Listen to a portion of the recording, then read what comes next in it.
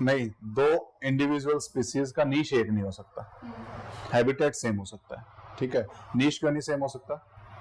वो दोनों में से एक ही फ्लरिश करेगा, दूसरे का नीश चेंज हो जाएगा। ठीक है, क्योंकि रिसोर्सेज लिमिटेड हैं। इकोनॉमी में हम क्या पढ़ते हैं?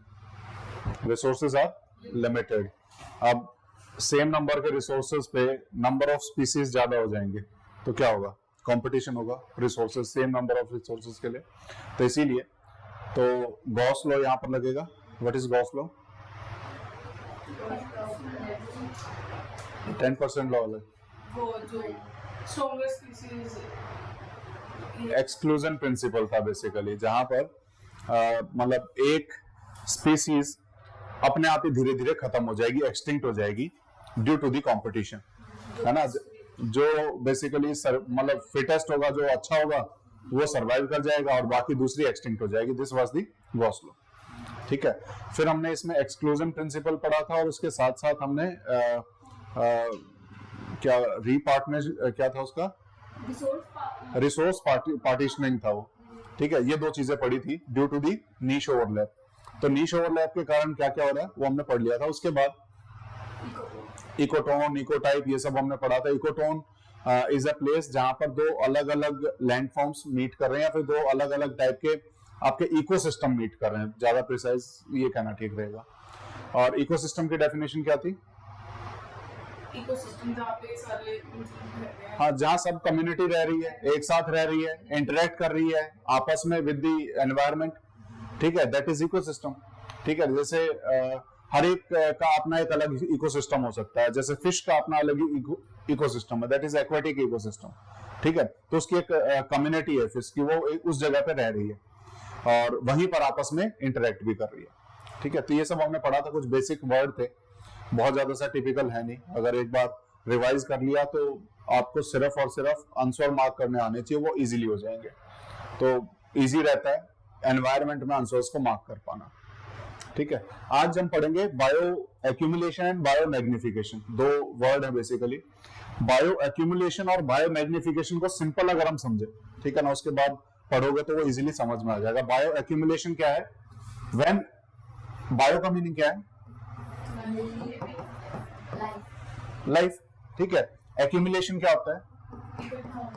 इकट्ठा होना, ठीक है। देयर आर सम मटेरियल्स, जो भी हम खा रहे हैं, कुछ चीजें ऐसी होती हैं जो धीरे धीरे हमारे शरीर में इकट्ठी होती रहती हैं, एक्यूमुलेट होती रहती हैं, ठीक है। जैसे जैसे बड़े होते चले जाएंगे तो बायोमास हमारा बढ़ता रहेगा, या फिर हम कहें कि चीजें एक्यूमुलेट होती रहेंगी। As we grow older, the collection और the accumulation of the materials is there in the body, और वो होता रहेगा और वो बढ़ता रहेगा। अब जब एक स्पीसीज में या एक इंडिविजुअल में ये हो रहा है, तब उस कलेक्शन को हम बायो एक्यूमुलेशन के नाम से जानते हैं। लेकिन हमारे जो इकोसिस्टम है वो इस तरीके से रिएक्ट नहीं करता। यहां पर फूड चेन है, यहां पर एक इंडिविजुअल है, बायो एक्यूमुलेशन हो रहा है, लेकिन तभी दूसरा इंडिविजुअल आकर के उसको खा जा रहा है, फिर तीसरा इंडिविजुअल आकर के उसे खाएगा। तो इस तरीके से वो जो बायो एक्यूमुलेशन एक इंडिविजुअल में हुआ था, वो ट्रांसफर हो करके जो लास्ट इंडिविजुअल है जिसने लास्ट वाले को खाया है, उसके अंदर सब एक्यूमुलेट हो जाएगा, होगा। तो इस तरीके से जब फूड चेन में ये बायोमास ट्रांसफर हो रहा है या कोई भी ऑर्गेनिक मैटर ट्रांसफर हो रहा है, इसको हम बायो मैग्निफिकेशन कहते हैं, ठीक है। एक इंडिविजुअल में है, मैंने बचपन से खाना शुरू किया और बुढ़ापे तक खाता रहा, तो बेसिकली बायो एक्यूमुलेशन हुआ। लेकिन उसके बाद जो ऐसे अगर हम फूड चेन के हिसाब से बात करें, जैसे सनलाइट के थ्रू पेड़ ने कुछ बनाना शुरू किया और वो जैसे जैसे बड़ा होता चला जाएगा, बायोमास बढ़ता चला जाएगा। लेकिन उस पेड़ के ऊपर डिपेंडेंट और भी बहुत सारी चीजें हैं। वो लोग जब उस पेड़ को खाएंगे तब उसका कुछ हिस्सा उनके बीच में चला जाएगा, जब इनको खाने वाले दूसरे आएंगे तो इसमें से उसमें ट्रांसफर होगा। इस तरीके से जब एक चेन के थ्रू ट्रांसफर हो रहा है तो बायो मैग्निफिकेशन हो रहा है, यानी धीरे धीरे बायोमास बढ़ रहा है इन द लास्ट स्पीसीज। लेकिन जब एक ही इंडिविजुअल में बचपन से लेकर के लास्ट तक बढ़ रहा है तो बायो एक्यूमुलेशन है। इन दोनों में ये डिफरेंस है बेसिक, ठीक है। एक्यूमुलेशन सिंगल स्पीसीज और magnification number of species in a chain, ठीक है। इस तरीके से जो बायोमास बढ़ेगा तो बायो मैग्निफिकेशन हो जाएगा। इसका एग्जांपल अगर हम देखें तो ये दिखाई देगा, जैसे एक फिश है, कुछ खाया, वो मटेरियल जमा होता रहा, ये जमा होता रहेगा और बढ़ता रहेगा, ठीक है। बायोमास जो है इसका बढ़ता रहेगा। वहीं पर मान लो इसके अंदर there was some biomass, this fish was eaten by some another fish, तो इनका जो बायोमास है वो ट्रांसफर हुआ इनमें, फिर ये जो है इनके द्वारा खाई गई तो इनका बायोमास इसमें ट्रांसफर हुआ, जब इनको खाया गया किसी और फिश के द्वारा तो इन दोनों का बायोमास इसमें ट्रांसफर हुआ। दिस इज बायोमैग्निफिकेशन, जहां पर बायोमास एक की इंडिविजुअल की कैपेसिटी लिमिटेड है, वो उससे ज्यादा एक्यूमुलेट नहीं कर पाएगा, लेकिन जब कई सारे एक्यूमुलेट कर लेंगे और एक उसको आकर के खा लेगा तो क्या हुआ, वो सब आकर के एक में आ गया, वो मैग्नीफाई हो गया, दैट बिकम्स मैग्नीफाइड।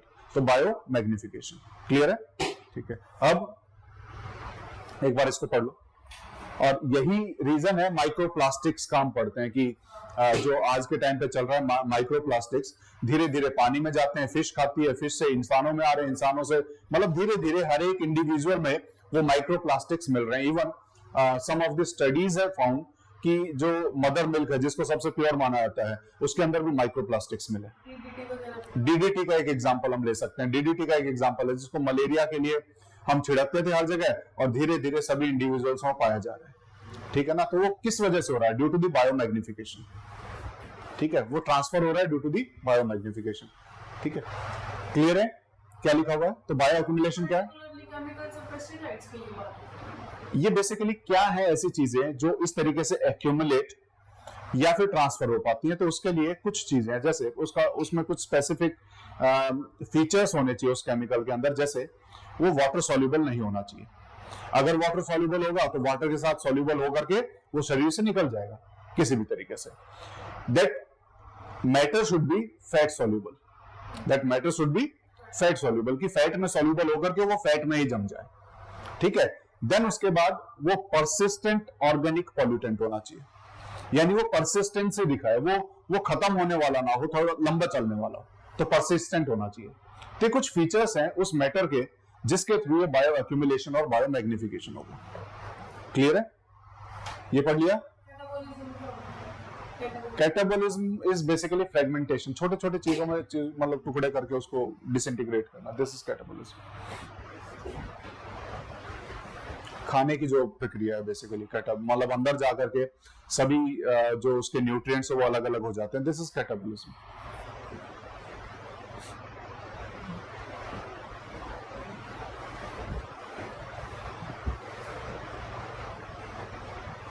क्लियर है, कोई डाउट है इसमें, नहीं। सेम बायोमैग्निफिकेशन, एक बार इसको पढ़ लो कि बायोमैग्निफिकेशन कैसा होता है। तो बायो एक्यूमुलेशन सिंगल ऑर्गेनिज्म में होगा, ओवर द टाइम उसी के अंदर बायोमास बढ़ता जाएगा या ऑर्गेनिक मैटर है उसकी क्वांटिटी बढ़ती चली जाएगी। लेकिन जब हम मैग्निफिकेशन की बात करेंगे तो it transfers from lower trophic levels to the higher trophic level within a food web और फूड चेन, ठीक है, क्लियर है। और एग्जांपल डीडीटी, ठीक है, one of the examples is DDT.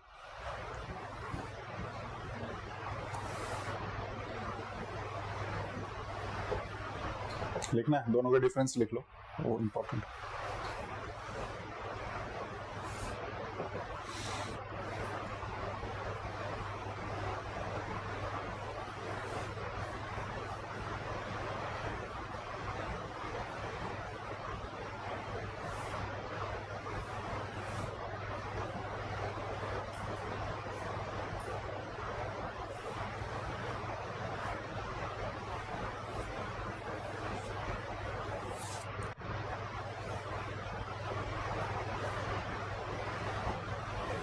जैसे इन्होंने दिया हुआ है, अगर हम पूरे वाटर को लें, वाटर के अंदर the DDT contamination was 0.00003 parts पर मिलियन, ठीक है। वहीं जब इनको फाइटोप्लैंक्टॉन्स में गए जब डीडीटी, तो वो इंक्रीज होकर के कितना हो गया उसके अंदर, अगर हम उसका इंटेंसिटी या फिर डेंसिटी को मेजर करें तो कहीं ना कहीं 0.04 पार्ट्स पर मिलियन देखने को मिलेगा। वहीं उसके बाद फर्दर जाएंगे तो यहाँ पर आपको स्मॉल फिशेस में 0.5 पार्ट्स पर मिलियन देखने को मिलेगा। उसके ऊपर लार्ज फिश में जाओगे तो 2 पार्ट्स पर मिलियन हो गया। उसके ऊपर और ज्यादा जाओगे तो यहाँ पर फिश ईटिंग बर्ड्स में 25 पार्ट्स पर मिलियन हो गया। यानी यहाँ पर आप देखोगे तो डेंसिटी या फिर क्वांटिटी उनकी बढ़ती जा रही है इन एन इंडिविजुअल। तो this is the bio magnification.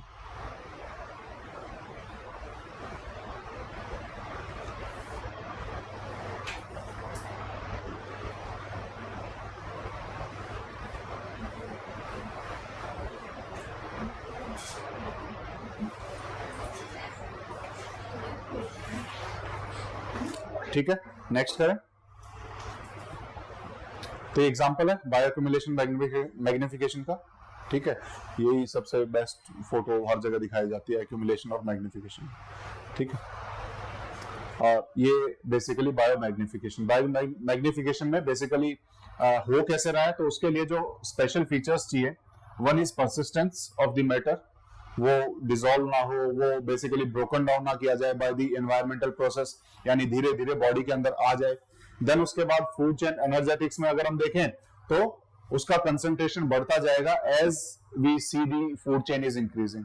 तो लास्ट में अगर हम देखें किसी भी फूड चेन में तो उसका कंसंट्रेशन बढ़ता हुआ दिखाई देगा। एंड लास्ट, लो और non existence rate of internal degradation, उस मटेरियल का इंटरनल डिग्रेडेशन ना के बराबर दिखाई देगा, बहुत कम दिखाई देगा।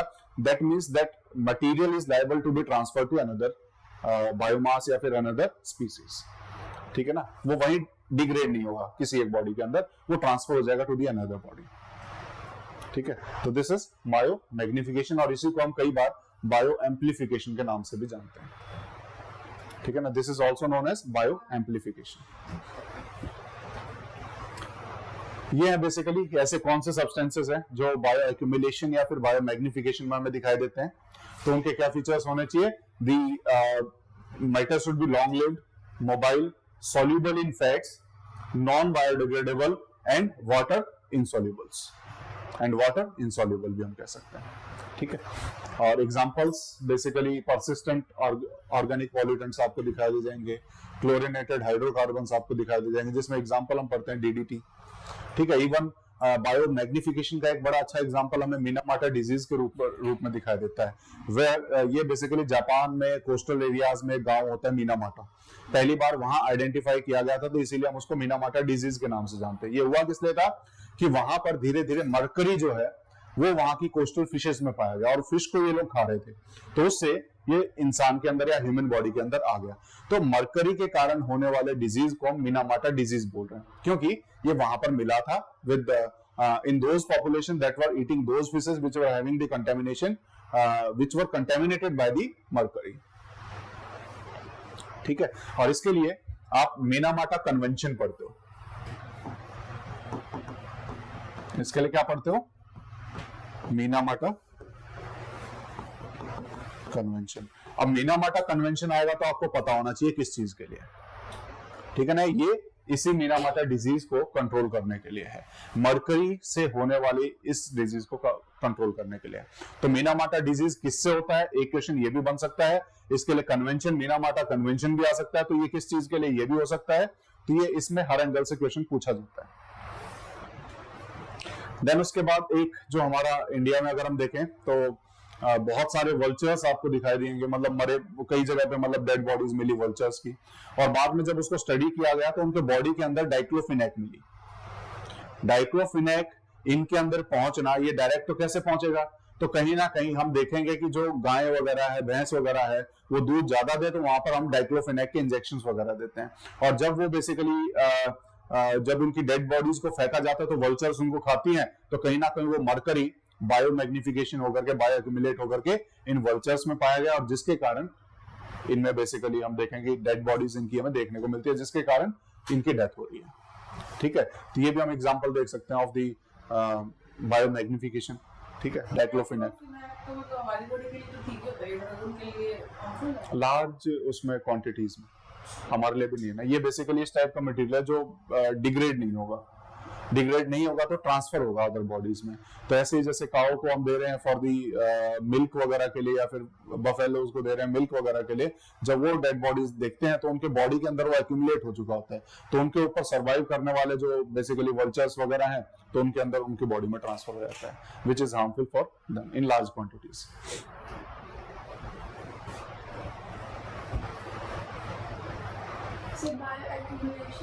बायो एक्यूमुलेशन होता है जैसे कोई भी ऐसा मटेरियल जो बायोडिग्रेडेबल नहीं है, या फिर जो एक्यूमुलेट हो रहेगा धीरे धीरे, वो अगर एक ही इंडिविजुअल स्पीसीज में from his childhood to his older ages वो जमा होता रहे, तो बायो एक्यूमुलेशन। सिंगल स्पीसीज में हो रहा है तो बायो एक्यूमुलेशन है, लेकिन उस स्पीसीज को खाने वाला कोई दूसरा आ जाए और उससे उसमें ट्रांसफर हो गया तो बायो मैग्निफिकेशन। ठीक है, ये डेफिनेशन है, ये लिख लो, दोनों में डिफरेंस, फर्स्ट 2 पॉइंट्स।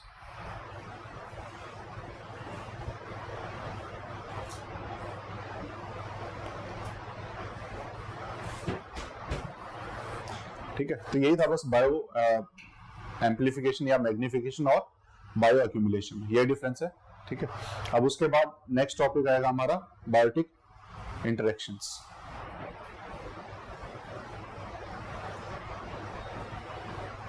एडाफिक क्या होता है? What is edaphic? whatever that is related to soil, वहां पर आपको एडाफिक वर्ड दिखाई देगा। Lentic, static body of water, static body of water, ठीक है ना। और lotic, lotic flowing body of water, moving body of water, ठीक है।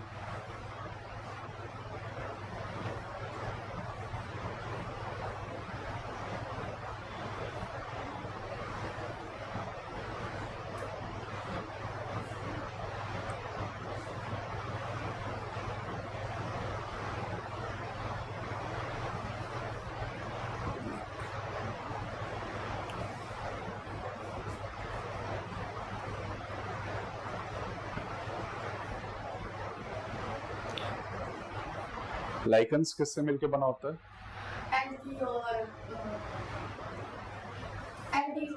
Fungi, fungi.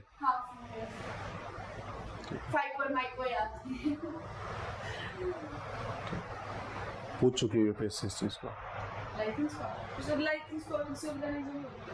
हाँ, वो बेसिकली उनके सिम्बायोटिक रिलेशनशिप है, algae एंड फंगाई।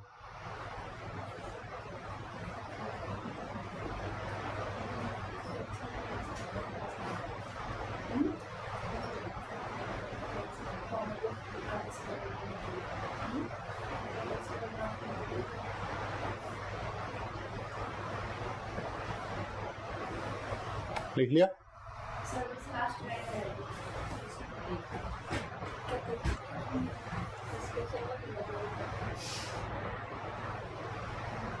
लिख लिया सर। बायोटिक इंटरेक्शंस, हमने इकोसिस्टम पढ़ा। इकोसिस्टम में कम्युनिटी इज लिविंग और जहां पर इंटरेक्शंस हो रहे हैं। अब बायोटिक इंटरेक्शंस की बात कर रहे हैं तो interactions with in the living beings हो रहे हैं। ठीक है, यहां पर हम एबायोटिक फैक्टर्स को हटाते हैं। एबायोटिक फैक्टर्स को इंक्लूड ना करके बाकी जो इंटरेक्शंस बचे इकोसिस्टम में वो हम यहां पढ़ते हैं।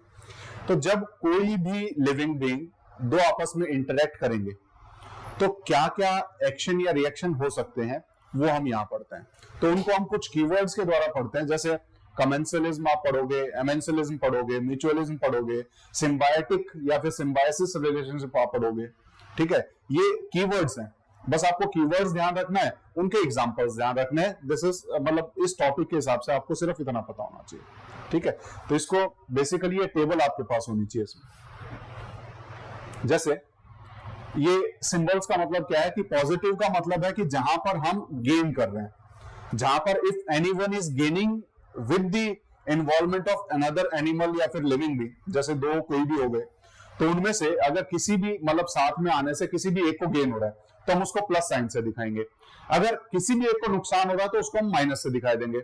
अगर कोई फर्क नहीं पड़ रहा है तो उसको हम न्यूट्रल या जीरो से दिखाएंगे। ठीक है, तो अगर हम सबसे पहले एमेंसलिज्म की बात करें, एमेंसलिज्म और कमेंसलिज्म दोनों के अपोजिट है।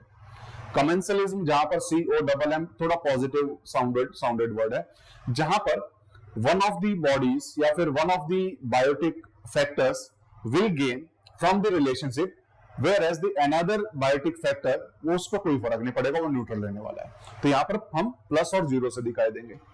लेकिन वहीं पर एमेंसलिज्म इसका उल्टा हो जाएगा, ए जहां पर भी जुड़ता है तो हमेशा मीनिंग नेगेटिव की तरफ जाता है। तो यहाँ पर एक को नुकसान होगा, दूसरे को कोई फर्क नहीं पड़ेगा। जैसे एग्जांपल अगर हम देखें, फॉरेस्ट जो ट्रॉपिकल फॉरेस्ट होते हैं उसके अंदर बहुत बड़े बड़े पेड़ हो जाते हैं, वहीं पर उनके नीचे छोटे छोटे पेड़ भी होते हैं। सनलाइट छोटे पेड़ तक नहीं पहुंच पा रही है, बड़े पेड़ की वजह से छोटे पेड़ को नुकसान हुआ है। ठीक है, नुकसान हुआ है, लेकिन बड़ा पेड़ उसमें न्यूट्रल है, उसको ना तो फायदा हो रहा है ना नुकसान हो रहा है। उसे नहीं पता कि उसको क्या नुकसान हो रहा है, लेकिन वो बेसिकली उन दोनों का रिलेशनशिप इस तरीके से है कि वहां पर नीचे उसको छोटे पेड़ को ना, बड़ा पेड़ उससे ऊपर चला जाएगा, पूरी सनलाइट को ब्लॉक कर लेगा और इवेंचुअली नुकसान होगा छोटे पेड़ का, लेकिन बड़े पेड़ को उससे ना फायदा हो रहा है ना नुकसान हो रहा है, वो न्यूट्रल है। तो that is an example of the amensalism. ठीक है, कमेंसलिज्म में जहां पर एक को फायदा होगा, एक को कोई ना तो नुकसान होना ना फायदा होना। ठीक है, ये हमें दिखाई देगा। वहीं पर म्यूचुअलिज्म, जहां पर म्यूचुअली आकर के दोनों साथ काम करते हैं, यानी दोनों को फायदा होना है, दोनों को क्या होगा, फायदा होगा। जैसे एग्जांपल जितने भी हमारे सिम्बायोटिक रिलेशनशिप में हम पढ़ते हैं, जैसे कोरल रीफ और जूस एंथेले हमने पढ़ा है, वो क्या है, दोनों को फायदा हो रहा है उसके अंदर, ठीक है। वही कंपटीशन जहां पर भी नीश ओवरलैप होगा वहां कंपटीशन होगा, और कंपटीशन में दोनों को ही नुकसान होगा, कंपटीशन में दोनों को नुकसान होगा।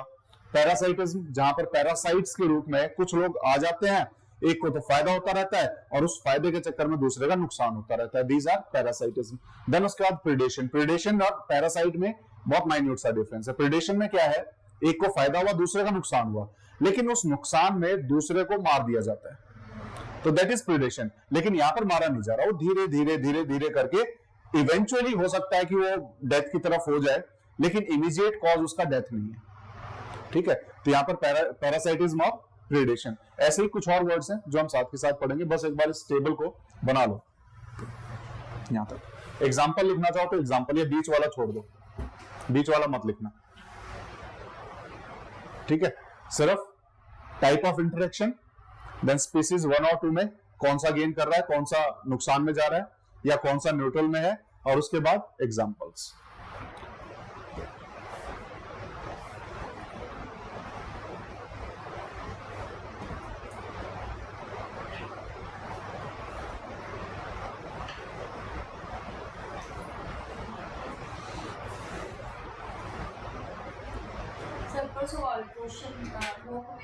क्वेश्चन था कि प्लांट्स एक दूसरे से कम्युनिकेशन करते हैं। हाँ करते हैं, क्यों नहीं करते। हमारे कौन से थे, कौन से बोस थे ना जिनको नोबेल पुरस्कार मिला था, जगदीश चंद्र बोस, जेसी बोस ना, जिनको मिला था नोबेल पुरस्कार। अब की बात मिला है, 1940s में 50s में मिला था, है ना। उनको इसी के लिए तो मिला था, उन्होंने आइडेंटिफाई किया था कि प्लांट्स भी रिएक्ट करते हैं दूसरे की वजह से, इंटरेक्शन तो होती है। हाँ ठीक है। तो वो अगर एक के ऊपर कोई दिक्कत आ गई एक प्लांट के ऊपर, तो वो दूसरे को सिग्नल करके बता सकता है कि तेरे को क्या हो सकता है। बिल्कुल बता सकता है। जेसी बोस को इसी का ही मिला था नोबेल पुरस्कार, कि बेसिकली क्या हुआ कि पहले कुछ नुकसान किया गया, तो उसके बाद जब रीडिंग नोट कर रहे थे, जब जैसे कोई इंसान है बार बार जाकर के पत्ते तोड़ रहा है, जैसे वो इंसान पास में आ रहा है, तो उसमें हमने एक्टिविटीज देखी इन द प्लांट इटसेल्फ, कि वो भी अपने आप को जान पा रहा है कि यहाँ नुकसान के लिए आ रहा है, तो कुछ ना कुछ मतलब एक्टिविटीज उस रीडिंग में देखी गई थी जेसी बोस के द्वारा, और इसी चीज को उसने स्टडी करके इसी बेस पे उसको नोबेल पुरस्कार मिला। क्या नाम है? जगदीश चंद्र बोस, जेसी बोस ही था। देखते हैं, बता दूंगा, ठीक है।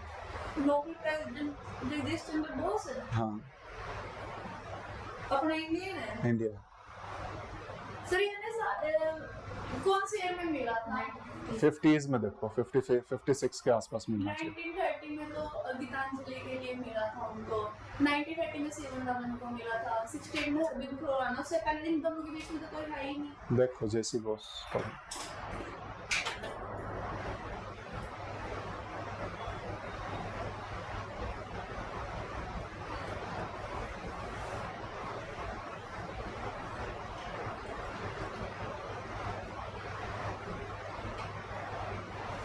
ऐसा कुछ नहीं है। क्या नाम है फिर? सर इसने तो बना कर कोई अवार्ड नहीं लिया। खुराना ने उसके लिए लिया था। तो इसको क्या मिला? जिसको अवार्ड जरूर मिला, कौन सा मिला मुझे नहीं पता फिर। In physics physics neurobiology Nobel prize तो मिला नहीं सर, नोबेल प्राइज नहीं मिला मतलब स्टडी इसी की है ना ये, कि प्लांट में लाइफ होती है, रिसर्च जो प्लांट साइकोलॉजी। हाँ, प्लांट्स में जो लाइफ होती है वो स्टडी इसी की है। फिर मिला क्या है उसे, मतलब पढ़ते तो हैं, पता नहीं क्या मिला। ठीक है,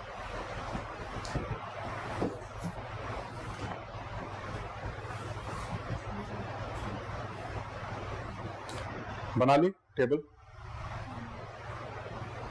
सर ये म्यूचुअलिज्म बताना एक बार, क्रोकोडाइल बर्ड। अभी एक एक करके। क्रोकोडाइल बर्ड में कैसे?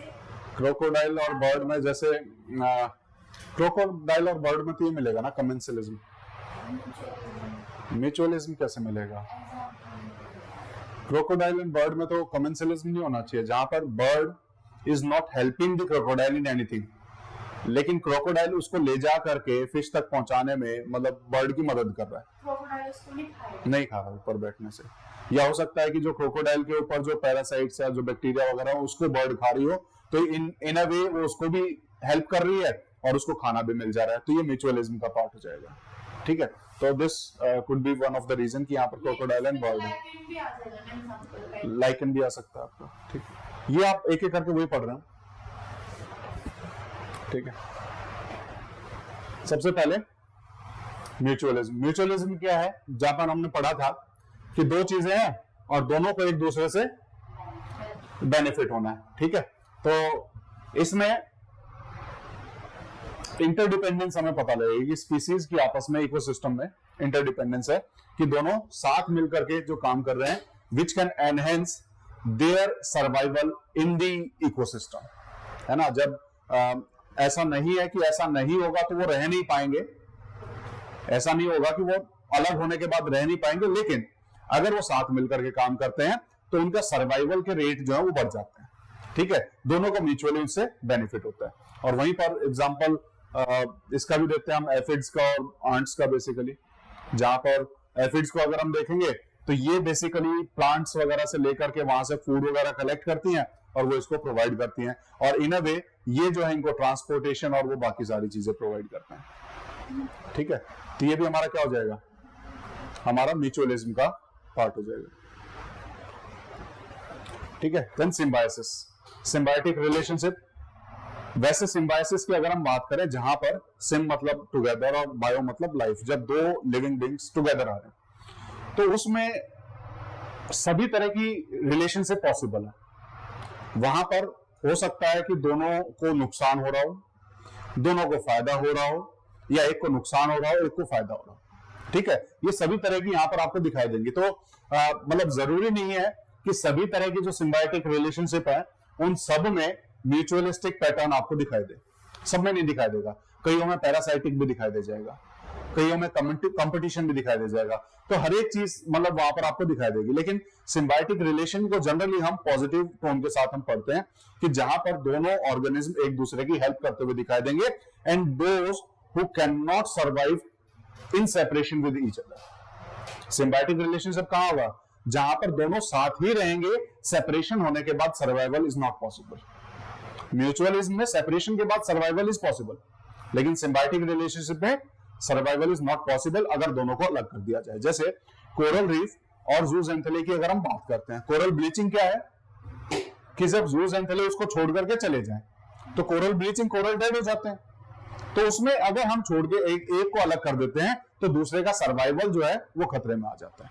तो जब इस तरह की रिलेशनशिप हमें दिखाई देती है वो सिम्बायोटिक रिलेशनशिप हम बोलते हैं। ठीक है, तो वो पार्ट हो जाएगा ऑफ द सिम्बायोसिस। ज़ूज़ैंथेले कंज्यूमर ही होना चाहिए। ज़ूज़ैंथेले हाँ फाइटोप्लैंक्टन से वहां तो जो प्रोड्यूसर्स हैं हमारे। ठीक है, तो ज़ूज़ैंथेले कंज्यूमर ही है। ठीक है, जैसे इसमें देखें तो सिम्बायोटिक रिलेशनशिप में कई बार बहुत सारे बैक्टीरिया ऐसे हैं जो जाकर के आपको प्लांट के रूट्स में दिखाई देंगे। वो करते क्या है? बेसिकली प्लांट्स उनको फूड प्रोवाइड करा देता है, लेकिन वो प्लांट्स को बेनिफिट करते हैं इन absorbing the nitrogen from the soil. ये राइजोबियम जो आपका एग्जांपल है इसका, जो लेग्यूमिनस जो प्लांट्स होते हैं उसके अंदर, है ना, लेग्यूमिनस रूट्स जो होती हैं, जैसे आपका जितने भी दाल वगैरह, जितने भी पल्सेस वगैरह हैं, तो उनके अंदर हमें देखने को मिलता है जिसके अंदर ये रूट्स के अंदर बैक्टीरिया होगा। वो बैक्टीरिया उनको सॉइल से अमोनिया या फिर नाइट्रोजन प्रोवाइड करेगा टू दी प्लांट स्पीसीज, और वही प्लांट उसको फूड प्रोवाइड करता है उस बैक्टीरिया को। तो ये क्या है? A kind of symbiotic relationship and a kind of mutualistic relationship. ठीक है, ये आपको और एग्जांपल्स दिख जाएंगे सिम्बायोटिक रिलेशनशिप में। ठीक है, जहां पर जो रूट ऑफ द प्लांट वाला हमने देखा अभी एक, ठीक है, राइजोबियम भी हो सकता है। ठीक है, देन उसके बाद कोरल और ज़ूज़ैंथेले का देखा, तो ये भी हमारा एग्जांपल है। बस एग्जांपल लिख लेना। और मतलब डिटेल में उसका जरूरत नहीं लिखने का, सिर्फ एग्जांपल लिख लो क्या क्या एग्जांपल हो सकता है। डिटेल में बस आपको पता होना चाहिए उसको कि कैसे फंक्शन कर रहा है। सर ब्लीचिंग के बाद जो है कोरल रीफ डेड हो जाती है, तभी तो हाँ वो डेड हो। कोरल रीफ है क्या कोई ऑर्गेनिज्म? देखो कोरल्स ऑर्गेनिज्म, कोरल रीफ उनके द्वारा बनाया गया स्ट्रक्चर है, तो वो डेड ऑलरेडी हो, वो तो ऑलरेडी डेड है। कोरल ब्लीचिंग हो जाता है, तब उसके बाद क्या हो जाएगा कि कोरल्स भी डेड हो जाएंगे, वहां पर उनका सिर्फ एक्सक्रेटा ही बचा होता है, कोरल्स नहीं होता है जूजेंथेले जाने के बाद।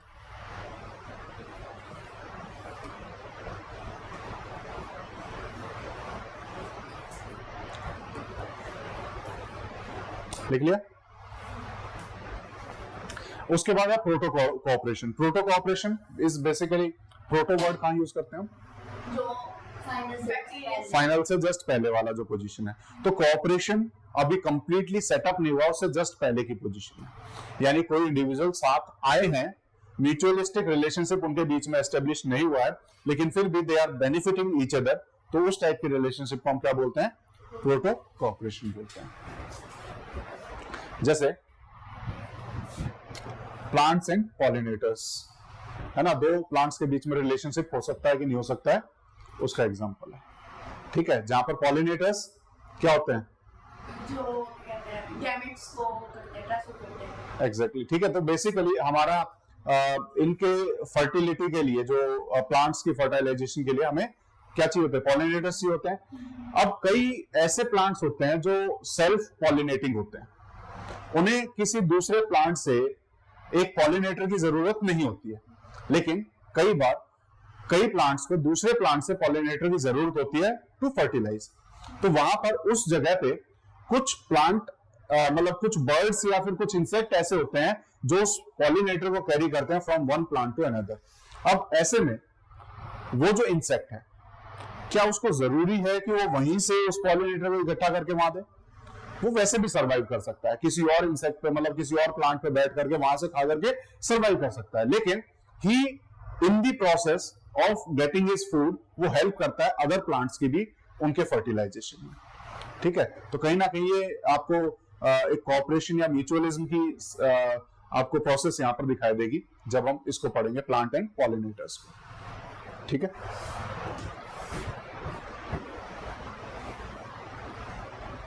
और जब हम प्रोटो कोऑपरेशन की बात करते हैं तो दिस इज टेम्परेरी, जहां पर फिक्स नहीं है, वो म्यूचुअलिज्म में कन्वर्ट नहीं हुआ है कि वो करना ही करना है।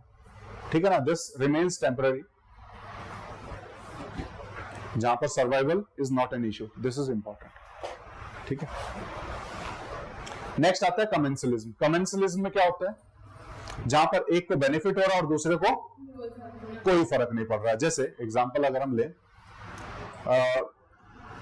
हाथी जब जाता है ना, बड़े बड़े घास में अपना खाना ढूंढने, तो वहां से बहुत सारे इंसेक्ट हैं जो उसको परेशान कर सकते हैं। सूंड में घुस गए, चींटी वाली कहानी सुनी हमने, ठीक है, लेकिन उसी के ऊपर बहुत सारी बर्ड्स आकर के बैठ सकती हैं जो उन इंसेक्ट्स को खाती चलती हैं, जो आगे से भिनभिनाते हुए दिखाई देते हैं।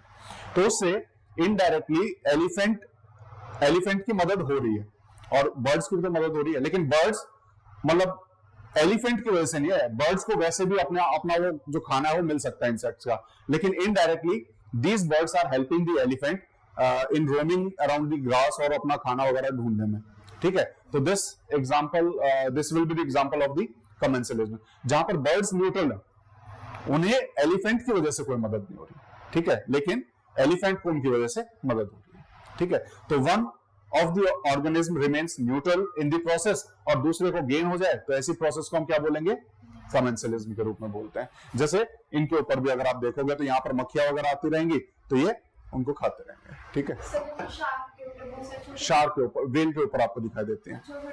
हाँ, जैसे वेल्स हैं, वेल्स के ऊपर आपको छोटी छोटी फिश उसका सहारा लेकर चलती हुई दिखाई देंगी। ठीक है, वो जब सहारा लेकर के चल रही हैं तो that will be the part of the mutualism, कि वो उसका सहारा लेकर के चल रहे हैं तो फायदा मिल रहा है, और जो बचा खुचा खाना वहां पर मिल जाता है उसको खा भी लेते हैं। लेकिन वहीं पर वेल के ऊपर बहुत सारी फिश ऐसी भी होती है जिनको वेल से ऐसा कोई सच बेनिफिट नहीं हो रहा है, ठीक है, लेकिन उसके आसपास जो आती है फिश उनको खाना भी मिल जाता है उसके थ्रू। ठीक है, तो दोनों टाइप की रिलेशनशिप आपको दिखाई देगी, वहां कमेंसलिज्म भी दिखाई देगी, म्यूचुअलिज्म भी दिखाई देगी। देन ये एग्जांपल और इसी के बेसिकली एपिफाइट्स एंड ट्रीज का एक एग्जांपल हमें कमेंसलिज्म में देखने को मिलता है। जैसे पेड़ का सहारा लेके कई सारी जो बेल वगैरह होती है वो चढ़ जाती है, तो पेड़ ने उसको सहारा दिया, लेकिन अगर हम देखें पेड़ को उस बेल से कोई बेनिफिट नहीं हो रहा है। जैसे अंगूर की बेल है तो उसको सहारा चाहिए चढ़ने के लिए, लेकिन अंगूर की बेल से पेड़ को कोई बेनिफिट नहीं हो रहा है, लेकिन अंगूर की बेल को सहारा मिल गया। ठीक है, तो इस तरीके से this is in process of commensalism, जहां पर एक को तो फायदा हो गया, दूसरे को कोई फर्क नहीं पड़ रहा, दूसरा न्यूट्रल है। और वहीं पर जो अभी वेल्स वाला एग्जांपल हमने देखा,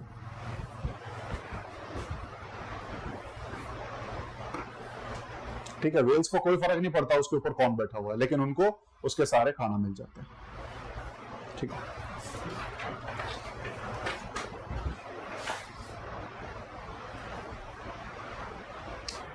देन उसके बाद प्रीडेशन में क्या होगा, किल कर देंगे दूसरे को। ठीक है ना, जहां पर दो लोगों के बीच में कंपटीशन है या किसी भी तरह का रिलेशनशिप है, जहां पर एक इंडिविजुअल दूसरे को किल कर दे, दैट इज प्रीडेशन। तो एक को फायदा हो रहा है, दूसरे को क्लियरली नुकसान हो रहा है, और वहीं पर उसमें नुकसान होने के साथ साथ he is killing the another living being. ठीक है, एग्जांपल लायन एंड डियर, या फिर डिस्कवरी वाले बहुत सारे एग्जांपल बता देते हैं, एक चैनल वाले। ठीक है,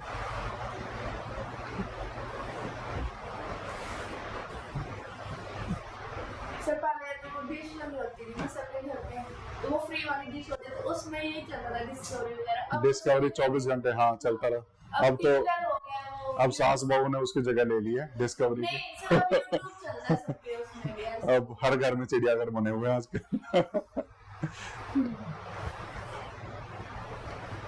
देन उसके बाद पैरासाइट में वो किल नहीं करेगा, नुकसान करता रहेगा धीरे धीरे। जैसे खटमल जो होता है, ठीक है, या फिर जो आपको जुए वगैरह पहले होते थे, ठीक है, या फिर अगर हम कहें जो वो गांव में अगर जाओगे तो चीचड़ जो होते हैं, ठीक है, तो वो बेसिकली ये सब क्या है, पैरासाइट्स हैं जो इवेंचुअली हार्म कर रहे हैं दी अनदर लिविंग बीइंग।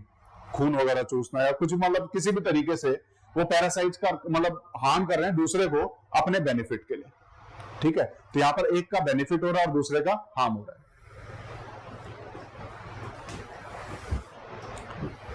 और पैरासाइट्स में जो सबसे इंपॉर्टेंट है कि वो कहीं ना कहीं एडेप्टेशन को एग्जिबिट करते हैं, मतलब इस हिसाब से उस मतलब काम को अंजाम देते हैं कि दूसरे को पता भी नहीं लगता है कि उसका नुकसान हो रहा है। ठीक है, तो पैरासाइट्स में ही आपको देखने को मिलेगा।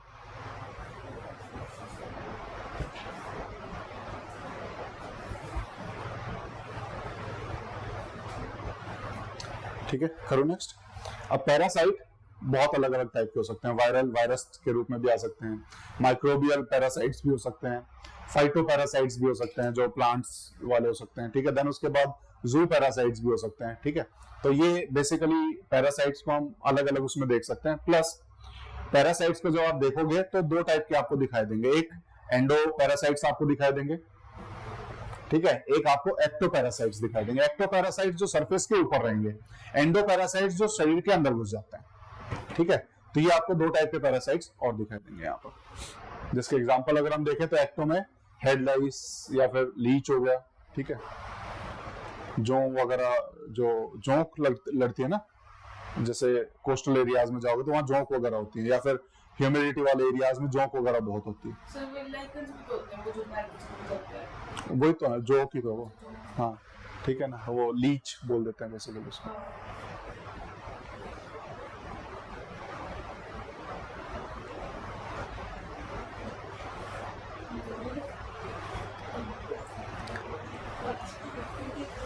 लिख लिया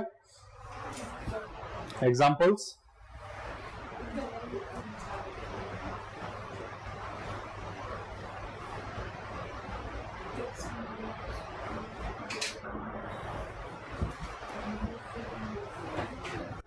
ठीक है, एग्जाम्पल्स लिख लो इनके। सर एंडो वाला एग्जांपल कौन सा? Endo tape form. Tape form.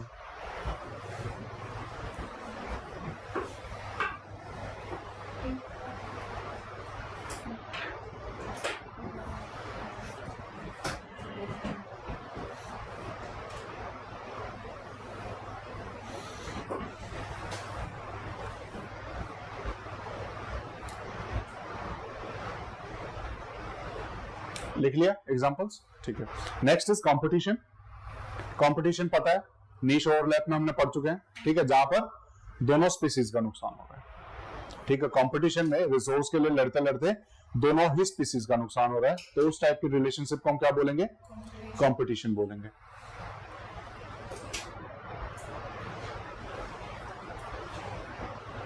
अगर रिसोर्सेज काफी हो तो कंपटीशन होगा ही नहीं, ठीक है, तो अपना रिसोर्स पार्टीशनिंग कर लेंगे आराम से। लेकिन रिसोर्सेज लिमिटेड हैं, सेम एरिया में है, तो वहां पर कंपटीशन होगा, और कंपटीशन होगा तो दोनों का नुकसान होगा। कुछ स्पीसीज उनकी खत्म होगी, कुछ स्पीसीज उनकी खत्म होगी।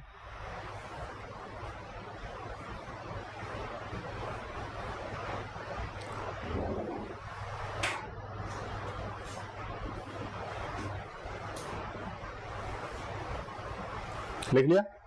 अब ये जो कंपटीशन है दो तरीके से हो सकता है। एक तो इंटरस्पेसिफिक, मतलब जहां पर स्पीसीज दो अलग अलग टाइप की हैं, है ना, जहां पर सेम चीज के लिए दो अलग अलग स्पीसीज आकर के लड़ने लग जाएं।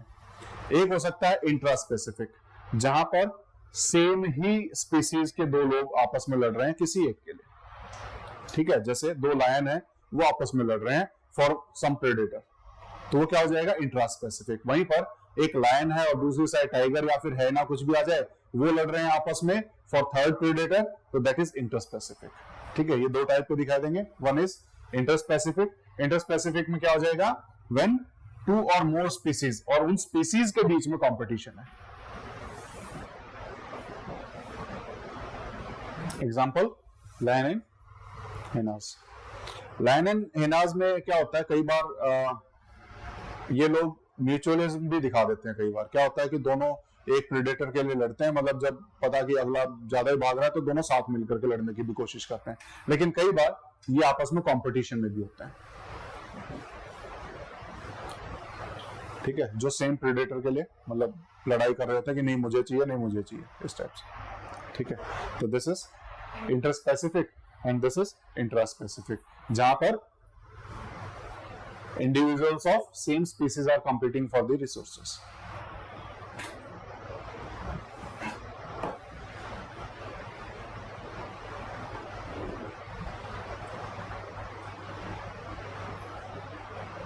ठीक है। उसके बाद एमेंसलिज्म। एमेंसलिज्म क्या होगा? नुकसान होगा, एक का नुकसान और एक का कोई फर्क नहीं पड़ रहा है, वन रिमेन्स न्यूट्रल, और एक को नुकसान हो रहा है। तो यहां पर एग्जाम्पल है जो हमने शुरू में पढ़ा था, लार्ज ट्री शेड्स और उसके नीचे छोटा ट्री, ठीक है। छोटे ट्री का नुकसान हो गया, उस तक सनलाइट नहीं पहुंचने देगा, बड़े ट्री को कोई फर्क नहीं पड़ा। तो this is an example of amensalism. लिख लो इसको।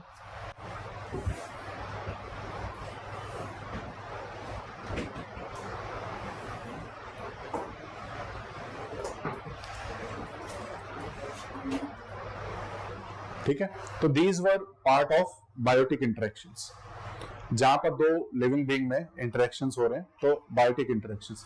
वहीं पर जब हम एबायोटिक फैक्टर्स के साथ इंटरेक्शन देखने की कोशिश करें, यानी जब दो इंडिविजुअल के बीच में केमिकल इंटरेक्शन हो जाए, तब उस इंटरेक्शन को हम दूसरे नाम से जानते हैं, दैट इज एलिलोपैथी, ठीक है। एलिलोपैथी क्या है?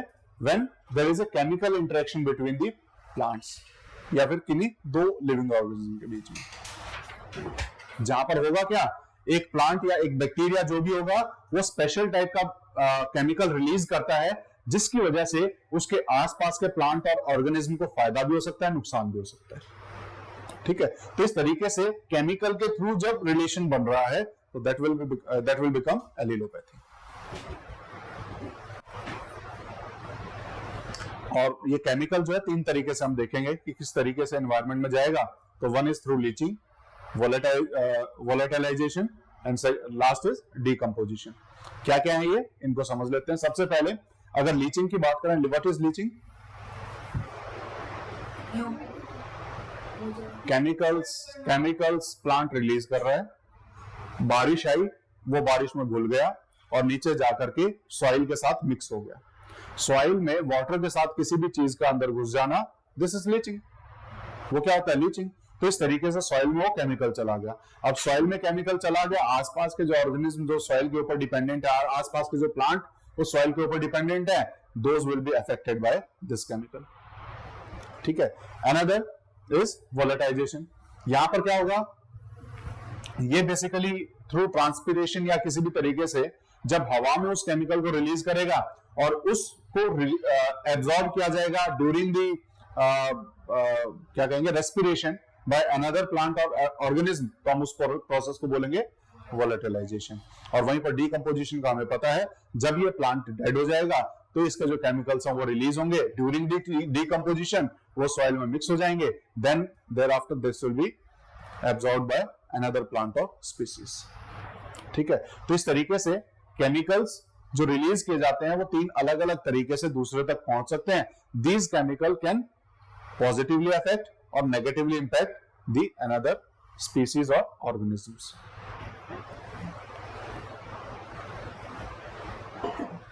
इसका एग्जांपल होता है यूकेलिप्टस ट्री।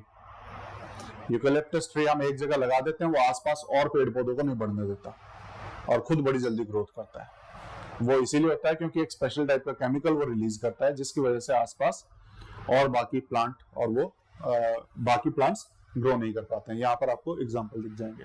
जो वाटर हाइसिंथ होता है वो क्या है? कौन सा? Water hyacinth. वाटर ज्यादा खींच लेता है यूकेलिप्टस। वो मतलब अपने आसपास पानी में ग्रोथ नहीं होने देते दूसरे प्लांट्स के, सिर्फ उसकी ग्रोथ होती है, टाइम के बाद वो जो लेक होता है ना वो भी बंद हो जाता है। केमिकल रिलीज करता हूँ मैं। ठीक है, मुझे एग्जैक्टली पता नहीं, देख लेना उसको। ठीक है। तो ये सब एग्जांपल्स हैं इसके। One is black walnut tree हो गया, देन उसके बाद यूकेलिप्टस हो गया, देन उसके बाद सनफ्लावर्स हो गए। ठीक है। तो ये सब बेसिकली केमिकल्स रिलीज करते हैं विच directly or indirectly hampers the growth of another plant or species in the vicinity of these species.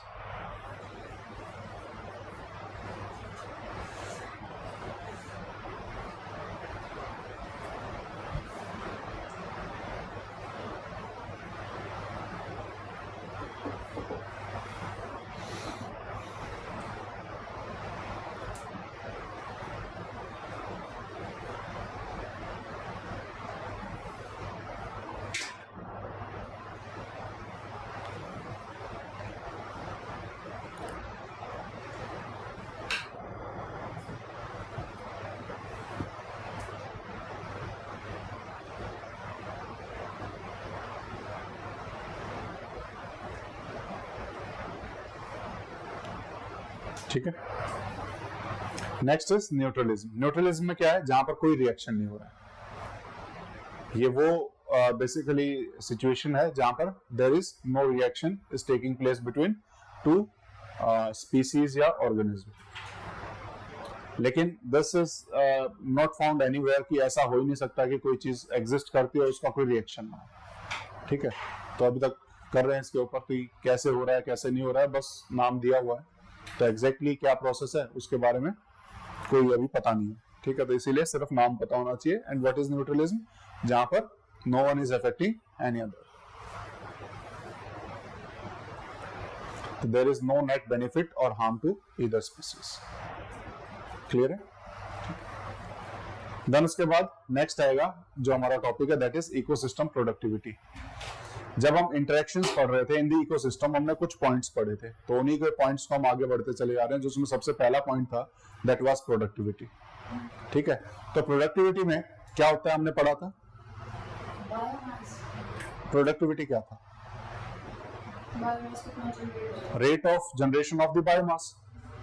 Rate of generation of biomass, उसको हम मेजर करते हैं कि किसी भी पर्टिकुलर एरिया में किसी पर्टिकुलर टाइम में कितना बायोमास प्रोडक्शन हुआ। ठीक है।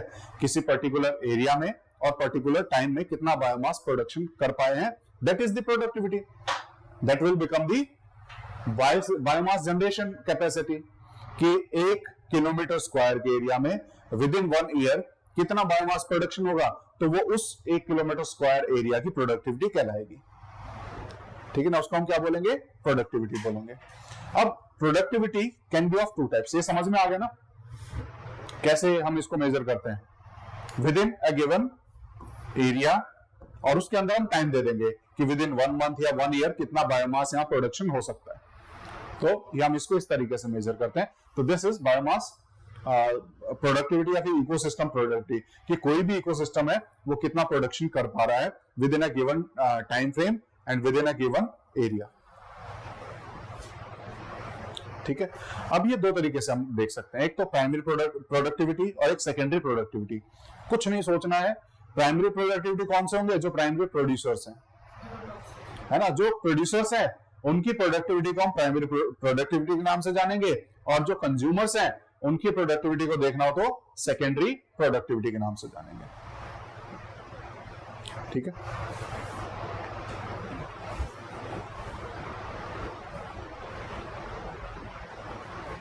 करो नेक्स्ट।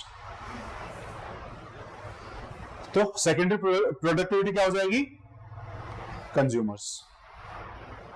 ठीक है, कंज्यूमर्स के द्वारा जो भी प्रोडक्टिविटी या बायोमास जनरेशन किया जा रहा है over a period of area and period of time, तो क्या हो जाएगी, सेकेंडरी प्रोडक्टिविटी। अब यहां पर दो कॉन्सेप्ट आपको दिखाई देंगे, gross primary productivity and net primary productivity. Gross क्या है कि जैसे सन से कोई भी एनर्जी आई तो कितना टोटल बायोमास प्रोडक्शन हुआ। अब कितना बायोमास प्रोडक्शन हुआ वो रहेगा नहीं, there will be some amount of biomass that will be released और फिर lost in the process of the respiration, हमें उसे माइनस करना पड़ेगा। तो यहां पर नेट को अगर हम देखेंगे तो ग्रॉस जितना बायोमास प्रोडक्शन हुआ माइनस जितना उसने यूज किया in the respiration and other processes, उसको जब हम माइनस कर देंगे तो हमारे पास नेट प्राइमरी प्रोडक्टिविटी आ जाएगी।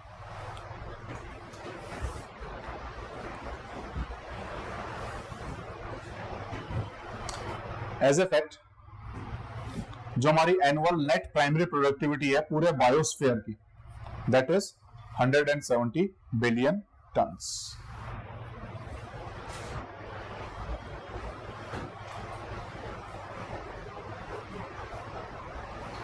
ठीक है, net primary productivity of the whole biosphere is 170 billion tons. ठीक है ना, और जब बायोमास की बात करते हैं तो बायोमास क्या है, ड्राई वेट है किसी भी ऑर्गेनिक मैटर का। Biomass is the dry weight of organic matter. और जब इस प्रोडक्टिविटी की बात करेंगे और क्वेश्चन आए कि ओशियंस की प्रोडक्टिविटी ज्यादा है या लैंड की ज्यादा है, तो हमेशा लैंड की प्रोडक्टिविटी आपको ज्यादा दिखाई देगी।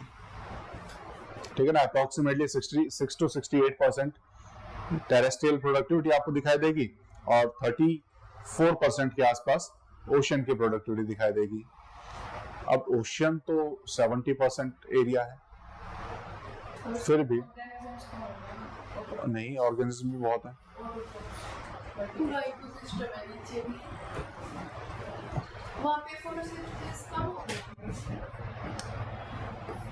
It is due to this per unit area. अगर हम ओशियंस को देखें, हमारे लैंड के ऊपर अगर हम देखें तो लैंड को हम सिर्फ अपर सरफेस को मानते हैं प्रोडक्टिविटी में, हम उसके नीचे के एरिया को कवर ही नहीं करते। लेकिन जब ओशियंस को देखेंगे तो ओशियन में सिर्फ अपर सरफेस नहीं काउंट होती है एरिया के रूप में, हम पूरे नीचे तक देखते हैं कि नीचे तक कितना बड़ा एरिया है वो।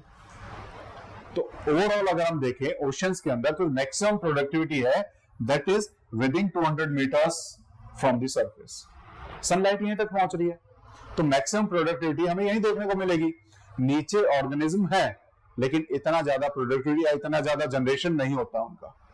तो इसीलिए ओवरऑल अगर मुझे सिर्फ इसको देखना हो तो बहुत ज्यादा प्रोडक्टिव है ओशियन लाइफ, लेकिन मुझे तो पूरे को देखना है। पूरे एरिया को जब मैं कंपेयर करूंगा तो पर यूनिट एरिया मेरी प्रोडक्टिविटी कम होती हुई दिखाई देगी इन दी ओशियंस। ठीक है, तो इस पर यूनिट एरिया में कम हो जाएगी। ठीक है, पर यूनिट एरिया में सिर्फ पोर्शन नहीं लेंगे हम। क्लियर है, इसीलिए ओशियंस की कम है और हमारे लैंड की प्रोडक्टिविटी ज्यादा दिखाई देगी। क्लियर है,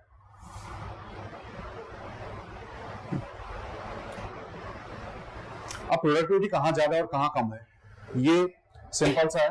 जहां पर एनर्जी ज्यादा मिल रही है वहां ज्यादा होगी, जहां एनर्जी कम पहुंच रही है वहां कम होगी। यानी सनलाइट जहां ज्यादा पहुंचेगी वहां ज्यादा होगी, जहां सनलाइट कम पहुंचती है वहां कम होगी।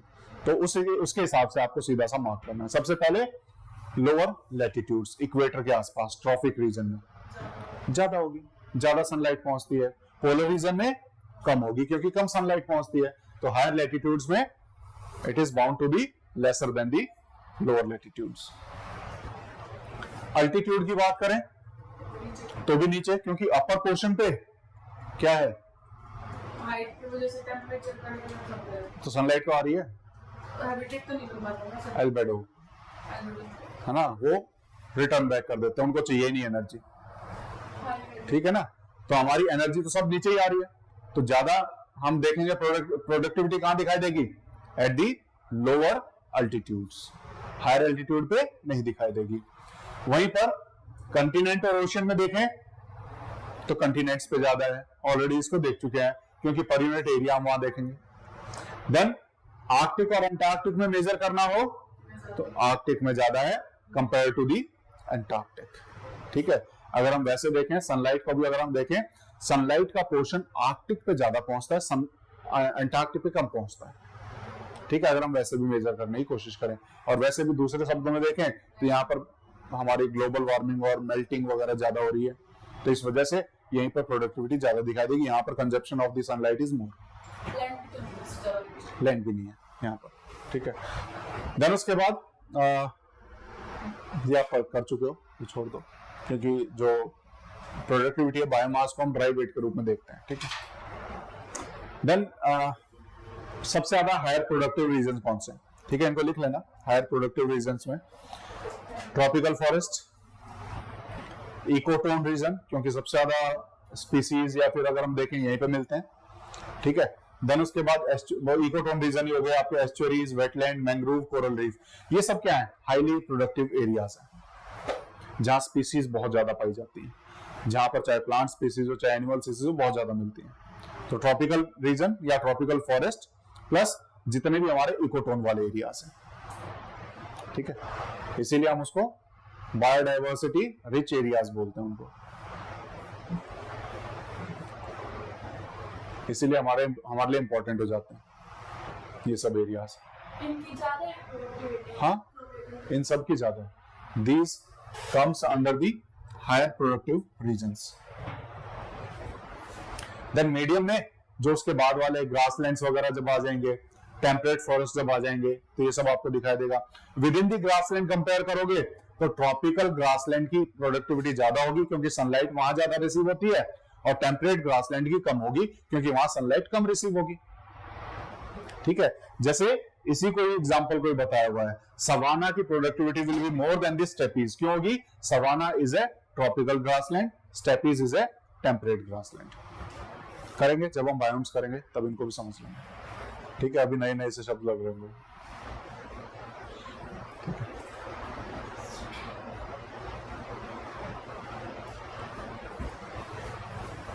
देन फ्रेश वाटर लेक्स, उनकी प्रोडक्टिविटी, फार्मलैंड्स, ओशन बॉटम्स, तो मीडियम प्रोडक्टिव रीजन में आएंगे, ठीक है। देन उसके बाद लोअर प्रोडक्टिव रीजन्स में कौन से आएंगे, जहां पर हमें कुछ भी देखने को नहीं मिलता है, हमारे पोलर रीजन्स हो गए, हमारे डेजर्ट हो गए, हमारे माउंटेन पीक्स हो गए, तो ये सब हमारे क्या हो जाएंगे, लोअर प्रोडक्टिव रीजन्स।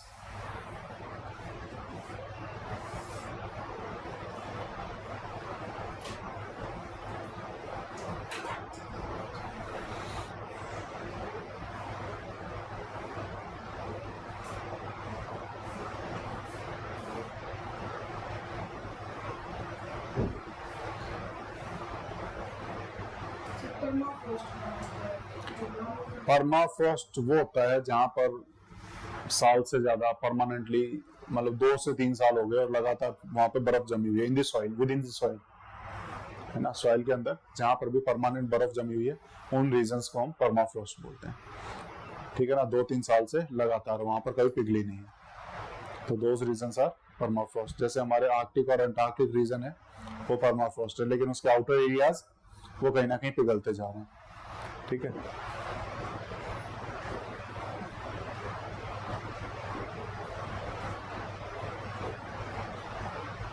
और तो लिख ही लिया इसमें,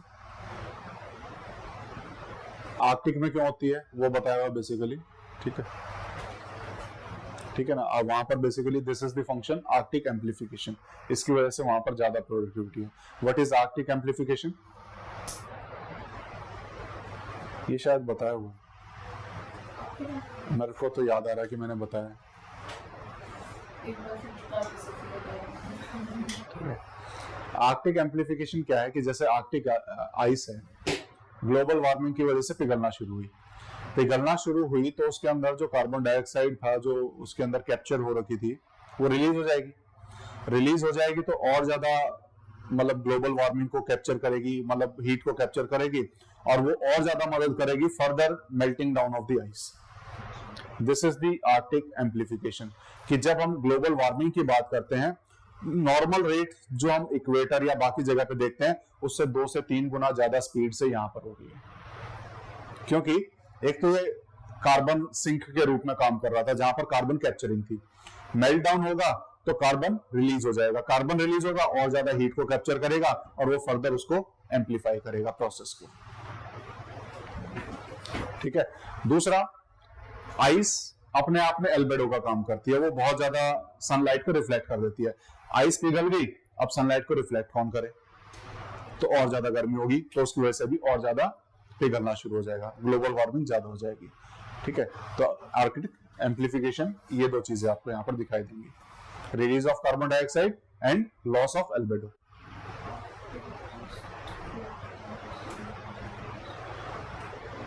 ठीक है। सर एक और पॉइंट बताओ, आर्कटिक एंटार्कटिक से ज्यादा है वो तो समझ आ गई हाई प्रोडक्टिविटी। आगे Arctic is just ice floating over sea not land mass. Antarctic Antarctic is a continent, Arctic is not a continent, वो ओशियन है, वो सिर्फ ओशियन है। ठीक है। यहाँ पर लैंड मास है एंटार्क्टिक में।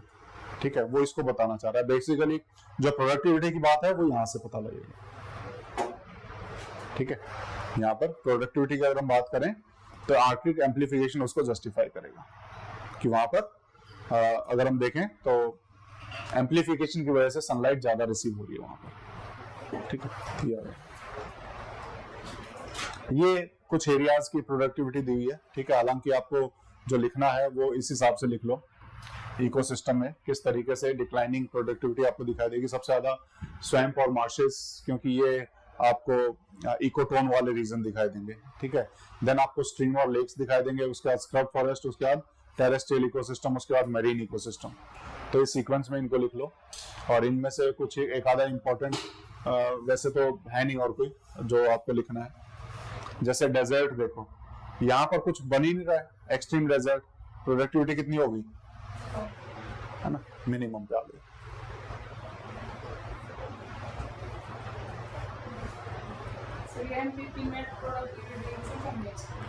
नेट प्राइमरी प्रोडक्शन ये रहा।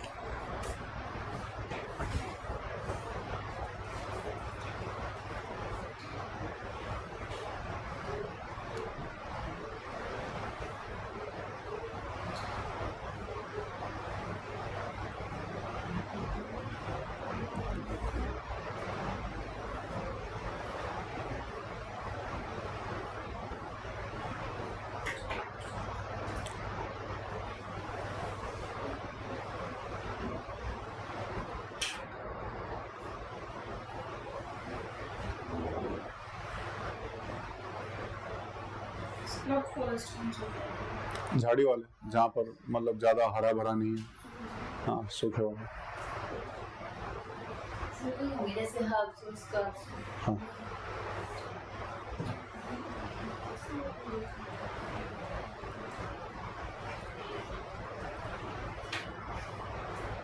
एवरेज टेरेस्ट्रियल इकोसिस्टम की प्रोडक्टिविटी इतनी है, एवरेज मरीन इकोसिस्टम की इतनी है 55। ठीक है। बस आपको सीक्वेंस में ये पता होना चाहिए इनमें से ज्यादा प्रोडक्टिव कौन सा है, लेस कौन सा है, वो सीक्वेंस पता होना चाहिए। ये कोई नहीं पूछने वाला कितनी है। स्क्रब की लेक से ज्यादा लैंड इकोसिस्टम आ गया ना, हाँ, लेकिन वो लेक्स में ज़्यादा गहरी नहीं होती ना, इतनी होती है जैसे ओशन वाले में आप बात कर रहे थे जैसे कि उसमें मीटर स्क्वायर वाला एरिया देखते हैं, तो लेक्स की तो इतनी डेप्थ भी नहीं होती, और उसमें तो बहुत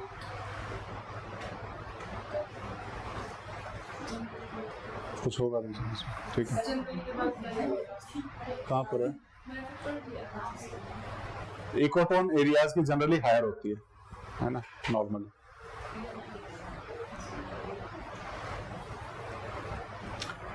देन ये ऑलरेडी कर चुके हो, इकोसिस्टम कोलैप्स, ठीक है ना। क्या होता है इकोसिस्टम कोलैप्स? खत्म हो जाएगा चेंजेस की वजह से। जब मतलब इकोसिस्टम में जो ecosystem is the functional unit of the environment, जब वो फंक्शंस और स्ट्रक्चर्स धीरे धीरे डाउनग्रेड हो जाएं, डिक्लाइन की तरफ चले जाएं, तो उसको हम क्या बोलते हैं?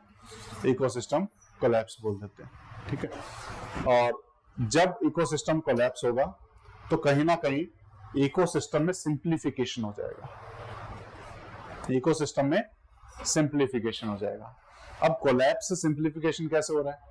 जनरली हम सिंप्लीफिकेशन को, चीजों को जनरली पॉजिटिव रूप में देखते हैं, लेकिन यहाँ पर दिस सिंप्लीफिकेशन थोड़ा सा नेगेटिव साइड में आ जाता है। हमने पढ़ा food web is more stable when it is complex, food web is more stable when it is complex. और वो ज्यादा अगर हम कहें कि अगर सिंपल हो जाए तो कहीं ना कहीं रिस्क बहुत ज्यादा हो जाएगा कि वो कभी भी खत्म हो सकती है। तो इसीलिए जितनी ज्यादा कॉम्प्लेक्स रिएक्शंस हम इकोसिस्टम में देखेंगे उतनी ही ज्यादा हमारे इकोसिस्टम में स्टेबिलिटी आएगी। तो यहाँ पर अगर मान लो इकोसिस्टम में there are 5 to 6 reactions that are taking place, इनमें से किसी एक रिएक्शन को खत्म करने की कोशिश करें, इसको सिंपलर बनाने के लिए, तो उस रिएक्शन का जो फंक्शन है वो खत्म हो जाएगा, जिसकी वजह से कई जगह पे कई पॉपुलेशन की ओवर पॉपुलेशन हो जाएगी और कई चीज डिक्लाइन की तरफ चले जाएंगे। एग्जांपल अगर हम ले तो if this is an area, यहां पर मान लो there are number of trees, लगभग 20 ट्रीज हैं, और इस 20 ट्री के ऊपर सर्वाइव करने के लिए देयर आर 5 to 8 स्पीसीज जो इसके ऊपर सर्वाइव करने के लिए है। इसमें अगर मैं इस ट्री को बढ़ा दूं या घटा दूं, नंबर ऑफ ट्रीज को बढ़ा दूं या घटा दूं, this will impact the next जो भी इसमें चेन में आएगा, या फिर दिस विल इंपैक्ट जो इससे पहले वाली चेन में होगा, ठीक है। अब होगा क्या, number of this will increase, तो उसके बाद धीरे धीरे यहां पर भी इंक्रीज देखने को मिलेगा, क्योंकि अबंडेंट रिसोर्सेज हैं, कंपटीशन है नहीं, तो धीरे धीरे स्पीसीज भी बढ़ जाएंगे। लेकिन वहीं पर अगर मैं इस नंबर में थोड़ा बहुत भी चेंज करने की कोशिश करूं, मान लो मैंने इस 5 से 8 को घटा करके 4 कर दिया, तो क्या होगा? 4 कर दिया तो क्या होगा? अब खाने के लिए 20 ऑप्टिमल था, मतलब एक बैलेंस बना करके हमेशा हमारी नेचर चलती है कि अगर ट्री है तो उसके हिसाब से स्पीसीज होने चाहिए, ठीक है। अगर स्पीसीज कम हो गए, ट्री की पॉपुलेशन बढ़ जाएगी, क्योंकि खाने वाले इतने नहीं। लेकिन वहीं पर अगर आप इनको देखोगे तो इनको खाने वाले जो थे उनकी पॉपुलेशन डिक्लाइन हो जाएगी, क्योंकि अब इनकी पॉपुलेशन कम हो गई है। धीरे धीरे क्या होगा कि इकोलॉजी में अपने आप को बैलेंस करने के लिए ये पेड़ भी धीरे धीरे कम होते हुए दिखाई देंगे, क्योंकि फर्दर चेन में ऐसा कुछ दिखाई देगा जिसकी वजह से ये ग्रो हो रहे थे, और वो धीरे धीरे ये भी डिक्लाइन की तरफ आएंगे, और ये फिर से अपना बैलेंस बनाने की कोशिश करेंगे, और ये फिर से 5 से 8 की तरफ आने की कोशिश करेंगे ताकि वो बैलेंस बना रहे। और जब भी ये बैलेंस गड़बड़ाएगा उसी को हम बोलते हैं इकोसिस्टम कोलैप्स। उसको हम क्या बोलेंगे? Ecosystem collapse. यानी कोई भी फंक्शन गड़बड़ में आ रहा है, दिस इज इकोसिस्टम कोलैप्स। और फंक्शन खत्म होगा तो सिंप्लीफिकेशन हो जाएगा, अब चीजें लिमिटेड रह जाएंगी, और लिमिटेड चीजें is not good for the ecosystem, ठीक है ना। और इससे होगा क्या? हमारी कैरिंग कैपेसिटी डिक्लाइन हो जाएगी। What is carrying capacity? Carrying capacity होती है, जैसे अभी हमने पढ़ा 20 ट्री कैन असिस्ट या फिर accommodate only 5 to 8 species, ठीक है। तो ये कैरिंग कैपेसिटी है for carrying the 5 to 8 species की हमारे पास कम से कम 20 ट्री तो होने चाहिए। 20 से कम हो गए तो ये कैरी नहीं कर पाएंगे इतने स्पीसीज को।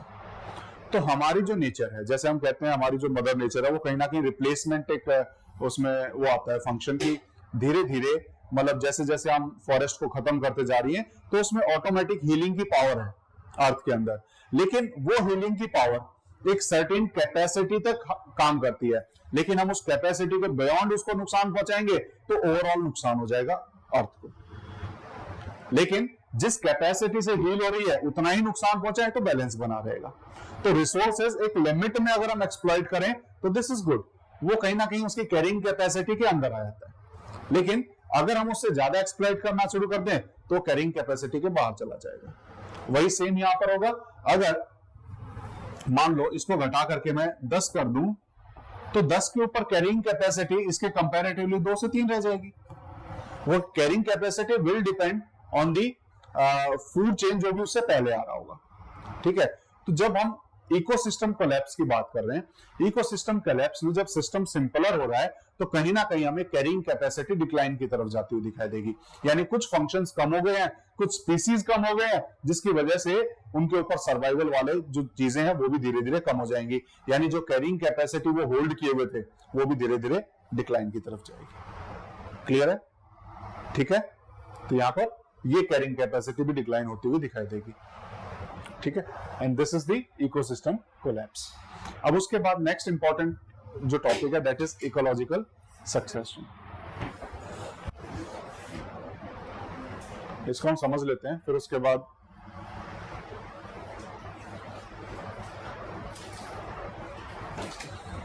हमारे अर्थ पे जब कुछ नहीं था, हम कहते हैं कि कुछ तो आया होगा शुरुआत में, तो वो कहीं ना कहीं कई साइंटिस्ट ने उसको इस हिसाब से डिफाइन करने की कोशिश की कि सब है ना बुद्धा को फॉलो करते हैं, सब जो है मध्यम मार्ग अपनाने की कोशिश करते हैं, है ना। मध्यम मार्ग कैसे? इवन एनवायरमेंट फॉलो करता है बुद्धा का मध्यम मार्ग, कि हम ना तो बहुत ज्यादा प्रोडक्टिव एरियाज की तरफ जाना, ना ही बहुत ज्यादा डेजर्ट टाइप के एरियाज की तरफ जाना, हमें एक मीडियम सा एक प्लेस चाहिए, और वैसी प्लेस मतलब एक इक्विलिब्रियम बना करके रखती है सभी चीजों में। तो हमेशा कोई भी इकोसिस्टम या कोई भी हमारा लैंडस्केप वो कहीं ना कहीं ऐसी सिचुएशन पे पहुंचने की कोशिश करेगा जो अपने आप में इक्विलिब्रियम बनाएगा। इक्विलिब्रियम कैसे बनाएगा? जहां पर प्रोडक्टिविटी आपको एवरेज से आती हुई दिखाई देगी। जैसे शुरुआत अगर हम करें कि कहीं पर अगर कोई भी लैंड सरफेस हो जो कि उस टाइम तक अनप्रोडक्टिव रही हो, बेयर रॉक वहां पर आपको दिखाई दे, धीरे धीरे उन रॉक्स में वेदरिंग शुरू हो जाएगी due to the action of the wind, due to the action of the river, water, बहुत सारे एक्शंस हैं। वेदरिंग शुरू होगी, सॉइल बननी शुरू होगी, सॉइल बननी शुरू होगी तो लाइकन्स वगैरह वहां आ जाएंगे, मॉस वगैरह वहां आ जाएंगे, और ये लाइकन और मॉस क्या करेंगे? धीरे धीरे थोड़ा बहुत ग्रीन एरिया वहां पर प्रोड्यूस करेंगे, जिसकी वजह से और बाकी एनिमल यहां आने की कोशिश करेंगे, और बाकी जब एनिमल्स आएंगे तो उसके बाद क्योंकि कैरिंग कैपेसिटी अपने आप उस हिसाब से काम करती है, तो उनको कैरी करने के लिए we need some more plants and grasses, वो धीरे धीरे डेवलप होना शुरू हो जाएंगे, and this will further lead to the development of the forest. और वही फॉरेस्ट बाद में थोड़ा सा डिक्लाइन होकर के, क्योंकि इक्विलिब्रियम मेंटेन करना है, सभी बड़े पेड़ हो गए तो छोटे पेड़ उग नहीं पाएंगे, तो हमें बड़े पेड़ और छोटे पेड़ की दोनों की रुकने की जगह चाहिए, तो उस हिसाब से एक फॉरेस्ट डेवलप होता हुआ दिखाई देगा। और इस टाइप का फॉरेस्ट हमेशा जब भी अगर आप देखोगे किसी भी इकोलॉजिकल सक्सेशन में, व्हाट इज इकोलॉजिकल सक्सेशन? कि जैसे इकोलॉजी है वो किस स्टेप में बढ़ती है और किस स्टेप में इक्विलिब्रियम की तरफ जा रही है। तो दीज आर द स्टेप्स।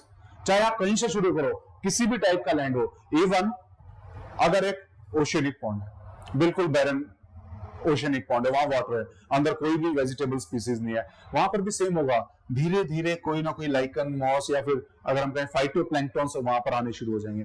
और फाइटोप्लैंक्टॉन्स जब आने शुरू हो जाएंगे तो धीरे धीरे प्लांट ग्रोथ होगी, और प्लांट ग्रोथ होगी तो अपने आप फिश वहां पर डेवलप होनी शुरू हो जाएंगी, और फिश डेवलप होनी शुरू हो जाएगी, यहां पर भी इकोसिस्टम डेवलप होता हुआ दिखाई देगा, और ये नीचे से सॉइल को जनरेट करेगा, और वो सॉइल धीरे धीरे इसको पूरा भर देगी, और finally it will reach to the forest ecosystem. Finally कहां चला जाएगा? फॉरेस्ट इकोसिस्टम में। हर एक जगह चाहे आप कहीं पे भी ले लो, the end product is the forest ecosystem. End product क्या होने वाला है? फॉरेस्ट इकोसिस्टम होने वाला है। ठीक है, and this is known as the climax community. जो अब इसको समझते हैं कि हो क्या रहा है इसमें, ये सक्सेशन है कि धीरे धीरे कैसे एक लैंड फॉर्म ट्रांसफॉर्म हो रहा है इनटू द फॉरेस्ट। तो उसमें क्या ट्रांसफॉर्मेशन आ रहे हैं उनको स्टडी कर रहे हैं। These are the successions in the transformation of an ecology. अब इसमें जो सबसे पहले जो स्पीसीज आती है कहीं पर भी कोई भी बैरन लैंड है या फिर बैरन आपका वाटर बॉडी आपको दिखाई देगी, वहां पर जो सबसे पहली स्पीसीज आती है उस स्पीसीज को हम पायनियर स्पीसीज के नाम से जानते हैं। That species is known as pioneer species. अब उसके बाद जो कंसेक्यूटिव रूप में अलग अलग स्पीसीज आती रहेंगी मीडियम टर्म में, जो उसको कहीं ना कहीं फॉरेस्ट बनाने में मदद कर रही है, उन सब मीडियम स्पीसीज को या इंटरमीडिएट स्पीसीज को हम बोलते हैं सिरल, या फिर सेरीन करके बोल देते हैं हम, सेरी करके। ठीक है, उन स्पीसीज को हम क्या बोलेंगे, सेरी या फिर सिरल स्पीसीज। और उसके बाद फाइनली जब एक जगह पे इक्विलिब्रियम सेटअप हो गया है, तो उस टाइम पे जो फाइनल स्पीसीज यहां पे डेवलप होती हैं, those will be known as the climax species. क्या वो इक्विलिब्रियम बना लिया है, अब उसके बाद जब तक ऊपर से आग का गोला नहीं गिरेगा या फॉरेस्ट फायर नहीं होगी, तब तक ये ऐसा ही रहने वाला है। ठीक है, तो इक्विलिब्रियम मेंटेन हो गया। ठीक है, चाहे आप यहां पे भी ले लो, यहां पे भी सेम होगा।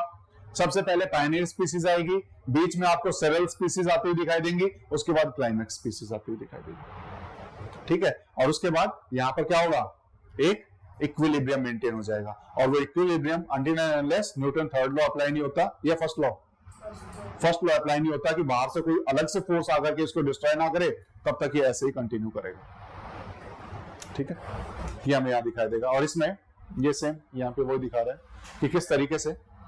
अब ये तो बताया मैंने प्राइमरी सक्सेशन, दो तरह के सक्सेशन होते हैं, प्राइमरी एंड सेकेंडरी। प्राइमरी क्या है कि शुरुआत बैरन लैंड से होनी चाहिए। शुरुआत कैसे होनी चाहिए, बैरन लैंड, मतलब बिल्कुल खाली, वो कुछ भी हो सकता है, चाहे वॉल्केनो के कारण बैरन लैंड हो गई हो, किसी भी कारण से वहां से शुरुआत हो रही है, तो है प्राइमरी सक्सेशन। मान लो ये यहां तक पहुंच गए, या यहां तक पहुंच गए और यहां आग लग गई, तो उसके बाद से जमीन खाली हो जाएगी फिर से। लेकिन वो बैरन लैंड नहीं है, वहां पर कुछ स्पीसीज थी, किसी एक्टिविटी की वजह से वहां वो खाली हुई है, तब अगर फिर से वो यहां से शुरू करे और यहां चलना शुरू करे, तो हम उसे प्राइमरी सक्सेशन नहीं कहेंगे, तब हम उसे क्या कहेंगे, सेकेंडरी सक्सेशन। सेकेंडरी सक्सेशन में किसी भी स्टेज से पिछले स्टेज पे जा सकता है। मान लो यहां से यहां भी पहुंच सकता है, यहां से यहां भी पहुंच सकता है। अगर पहले कोई स्टेज पहुंच गई हो, उसके बाद वापस वाले पे पहुंच रहे हैं, तो सेकेंडरी सक्सेशन है। लेकिन वहां था ही कुछ नहीं, तब हम उसको प्राइमरी सक्सेशन बोलेंगे। क्लियर है? तो ये आपको सेकेंडरी सक्सेशन का एग्जांपल दिखाई देगा कि यहां पर ऑलरेडी कुछ इकोसिस्टम डेवलप हो गया था, लेकिन due to some catastrophic events वो फिर से खाली हो गया और फिर से इसने अपना ये बनाना शुरू कर दिया, और फिर से pioneer species, then seral species, climax species वो आएंगी। प्राइमरी और सेकेंडरी सक्सेशन में this is faster, secondary succession is faster, primary is much slower. क्यों? क्योंकि प्राइमरी सक्सेशन में सबसे पहले सॉइल का डेवलपमेंट होना है, and process of soil making is the slowest process. ठीक है, वो सॉइल डेवलप होगी, तब जाकर के वो स्पीसीज आते हैं, तब जाकर के बढ़ता है। ये बेसिकली जब सक्सेशन की बात करें, तो धीरे धीरे आपको इकोसिस्टम बनता हुआ दिखाई देगा, फिर उसके बाद डिक्लाइन होता हुआ दिखाई देगा। ठीक है, क्यों? क्योंकि यहां पर सस्टेन नहीं कर सकते मैक्सिमम प्रोडक्टिविटी वाले उस पे। ठीक है, this is net productivity per year, maximum पे नहीं कर सकते, क्योंकि मैक्सिमम होगा तो यहां पर कंपटीशन बहुत ज्यादा होगा। जहां मैक्सिमम प्रोडक्टिविटी क्या है, वहां पर रिसोर्स लिमिटेड है, लेकिन स्पीसीज ज्यादा है, कंपटीशन ज्यादा होने वाला है। इसीलिए it will reach to a मध्यम मार्ग, जहां पर सभी स्पीसीज आपस में इक्विलिब्रियम बना करके रहेंगी, और वो कहीं ना कहीं इससे कम होगा। तो हमेशा क्लाइमेक्स जो इकोसिस्टम बनेगा या फाइनल इकोसिस्टम बनेगा, that will have the less productivity than the earlier ecosystem that have been formed before this. Clear है? तो हमेशा जब मैं इसकी बात करूंगा, तो इस जगह पे there will be more productivity, यहां पर कम होगी। अगर आप देखोगे तो यहाँ के पेड़ ज्यादा हरे भरे दिखाई दे रहे होंगे, यहाँ कम दिखाई दे रहे होंगे। सेम यहाँ पर अगर आप देखोगे और यहाँ पर देखोगे, तो यहाँ पर आपको मतलब इतना घना सा वो नहीं दिखाई देगा।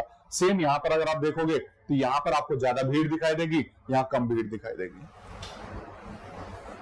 ठीक है, तो this is the ecological succession. अब इसको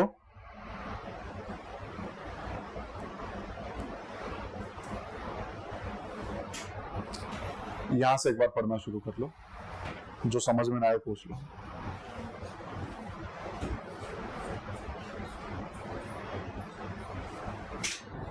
बहुत धीरे धीरे होता है और फेयरली प्रेडिक्टेबल होता है कि आगे क्या होने वाला है, ठीक है।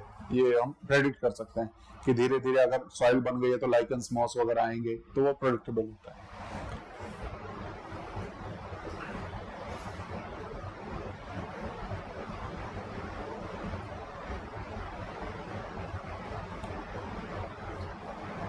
अब क्वेश्चन आता है, जब सबको पता है कि लास्ट जो स्टेज है दैट इज ऑफ फॉरेस्ट, तो पूरे अर्थ पे फॉरेस्ट क्यों नहीं? इतने साल हो गए अर्थ को, why there are no forest everywhere? Climax तो वही है ना, क्लाइमेट भी सुटेबिलिटी चाहिए, प्लस सेकेंडरी सक्सेशन होता रहता है, हमेशा कोई ना कोई कैटास्ट्रोफिक इवेंट होता रहता है जिसकी वजह से वो वापस पिछले वाले स्टेज पे पहुंच जाता है। तो हर एक ecosystem is not able to reach to the climax position.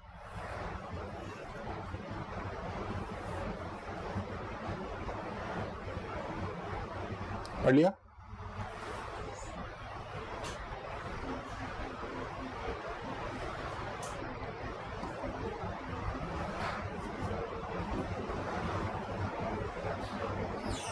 पढ़ लिया?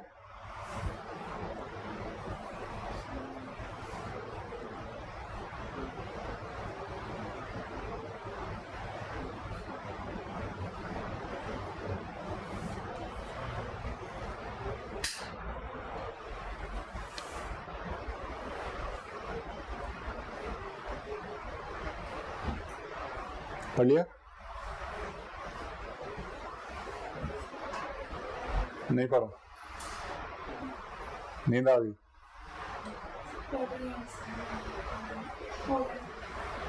पढ़ लिया? ये लिख लेना। सीरियल कम्युनिटीज क्या है, प्राइमरी स्पीसीज क्या है, पायनियर भी हम इसको बोल देते हैं, ठीक है। प्राइमरी कौन सी होंगी जो सबसे पहले आएंगी? पायनियर, फिर सीरियल और उसके बाद क्लाइमैक्स। प्राइमरी सक्सेशन क्या है, सेकेंडरी सक्सेशन क्या है, डिफरेंस पता होना चाहिए। This is primary succession, this is secondary, दोनों में डिफरेंस। प्राइमरी कहाँ होगा? बिल्कुल जहां पर वोल्केनो फटा है, लावा आया है, वो जम गया है, तो उसके बाद बिल्कुल बैरन लैंड है, वो बेसिकली नई नई सॉइल बनी है, वहां पर नए नए रॉक्स बने हैं। देन बेयर रॉक हो गया, देन न्यूली क्रिएटेड पॉन्ड जो हो गया, ठीक है, न्यूली क्रिएटेड रिजर्वायर हो गया, ठीक है। ये सब क्या है? प्राइमरी सक्सेशन यहां से शुरू होगा। सेकेंडरी कहां से होगा? जहां ऑलरेडी कुछ ना कुछ सॉइल बन चुकी थी, ऑलरेडी कोई ना कोई इकोसिस्टम वहां एस्टेब्लिश हो चुका था, उसके बाद due to some catastrophic events वो वापस से प्रीवियस स्टेज पे चला गया है, तो वहां पर क्या होगा? सेकेंडरी सक्सेशन होगा। तो दिस इज फास्टर, और यहाँ पर सॉइल बनाना है अभी, तो इसीलिए स्लोअर है, अभी सॉइल बनी नहीं है।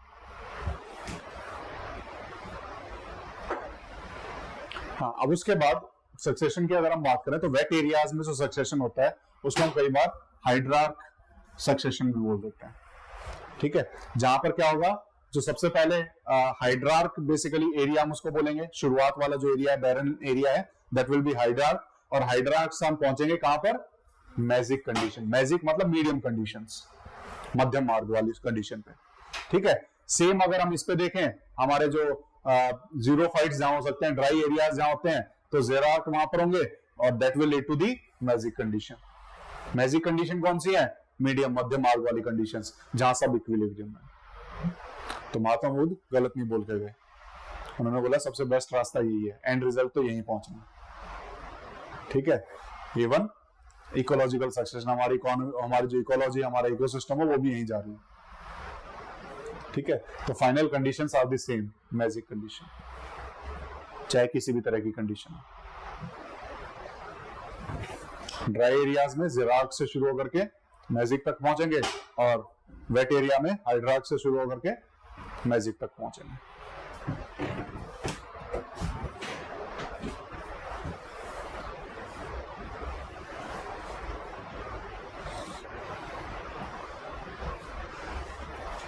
क्लियर है? दिस इज प्राइमरी कंडीशंस, क्या क्या है क्या नहीं है वो। अगर वेट कंडीशंस हैं तो पहले कौन से आएंगे, ड्राई कंडीशंस है तो पहले क्या आएगा, ठीक है। तो ड्राई कंडीशन में सबसे पहले क्या आएंगे?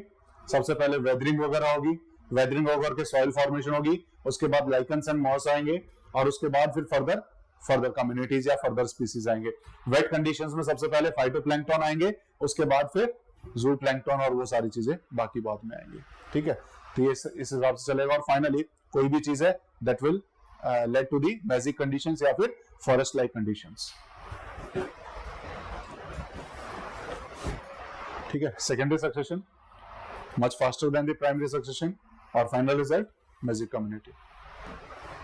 ठीक है, ये ऑलरेडी देख चुके हैं, ये भी हो गया। ठीक है, ये ऑलरेडी बता चुका हूं, प्रोडक्टिविटी फाइनल कम्युनिटी में या फिर फाइनल जो रिजल्ट है उसमें नहीं होगी, उससे जस्ट पहले वाला जो पोर्शन होगा जहां पर the competition is much higher, वहां पर प्रोडक्टिविटी इज हायर। देन उसके बाद इक्विलिब्रियम सेट होता हुआ दिखाई देगा और उसके बाद प्रोडक्टिविटी आपको ऑप्टिमल होती हुई दिखाई देगी।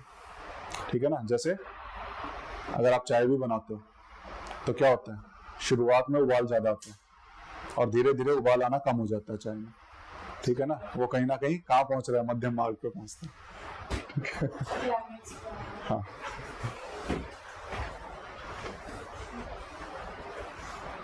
नेचर में हर चीज कुछ ना कुछ सिखा रही होती है, बस देखने की जरूरत है।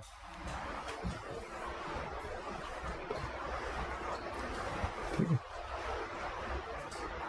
ये कैसे कैसे हो सकते हैं? ऑटोजेनिक, जो बेसिकली वहीं के जो रहने वाले हैं उनके द्वारा अगर सक्सेशन लाया जाए, उन्हीं कम्युनिटीज के द्वारा सक्सेशन लाया जाए तो ऑटोजेनिक है। बाहर की कोई कम्युनिटी आकर के उस जगह पे सक्सेशन लेकर के आए तो एलोजेनिक हो जाएगा। अगर ऑटोट्रॉफ्स के द्वारा लाया जाए तो ऑटोट्रॉफिक हो जाएगा, अगर हेटरोट्रॉफ्स के द्वारा लाया जाए तो हेटरोट्रॉफिक हो जाएगा। बस नाम से पता होना चाहिए। ठीक है, तो ऑटोजेनिक क्या हो जाएगा, जो वहीं के रहने वाले कम्युनिटीज हैं वो सक्सेशन लेकर के आ रही हैं तो ऑटोजेनिक। बाहर की रहने वाली कम्युनिटीज वहां करके सक्सेशन लाएंगी तो एलोजेनिक। अगर ऑटोट्रॉफ्स लेकर के आएंगे तो ऑटोट्रॉफिक और हेटरोट्रॉफ लेकर के आएंगे तो हेटरोट्रॉफिक।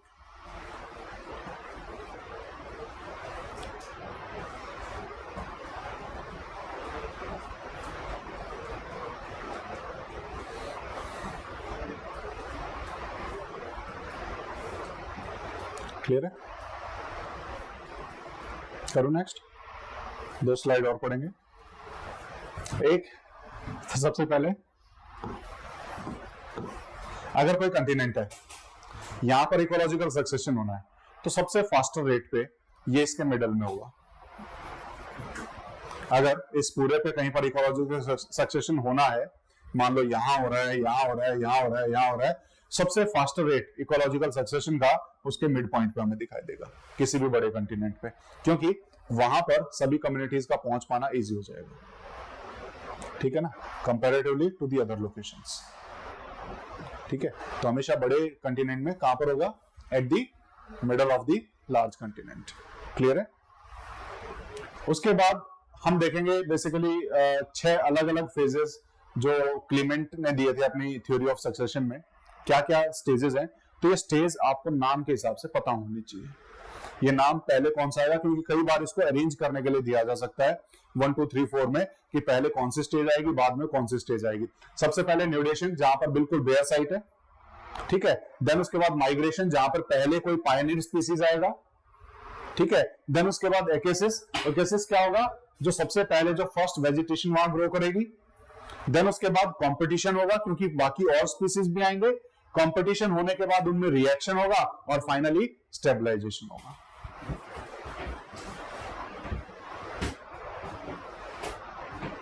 फाइनली स्टेबलाइजेशन तक पहुंच करके हम क्लाइमेक्स कम्युनिटी तक पहुंच जाते हैं और यहां पर इक्विलिब्रियम सेटअप हो जाता है।